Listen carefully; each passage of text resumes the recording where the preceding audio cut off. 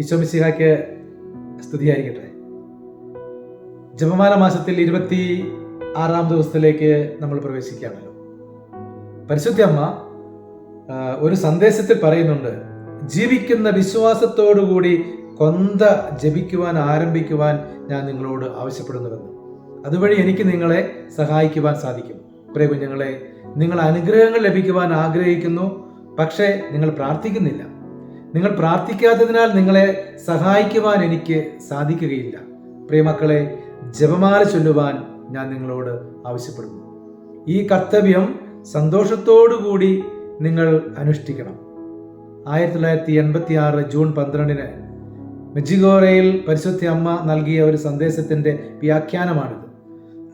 ഈ ജപമാല മാസത്തിൽ മാതാവ് എന്നോടും നിങ്ങളോടും ആവശ്യപ്പെടുന്നുണ്ട്, ജപമാല ചൊല്ലണം, ജപമാല ചൊല്ലി ശക്തിപ്പെടണമെന്ന്. ജപമാല വഴി നമ്മുടെ കുടുംബങ്ങളെയും തലമുറകളെയും സ്വർഗത്തിലെത്തിക്കുവാൻ സാധിക്കും. കൂടാതെ നമ്മുടെ ആത്മീയവും ഭൗതികവുമായ മേഖലകളിൽ ഉത്തരം കണ്ടെത്താൻ സാധിക്കാത്ത ഇടങ്ങളിൽ എല്ലാം ഉത്തരം കണ്ടെത്തുവാൻ പരിശുദ്ധ അമ്മ വഴി നമുക്ക് സാധിക്കും. നല്ല ദൈവം കൂടെ ഉണ്ടാകട്ടെ. ദൈവം എല്ലാവരെയും സമർത്ഥമായി അനുഗ്രഹിക്കട്ടെ.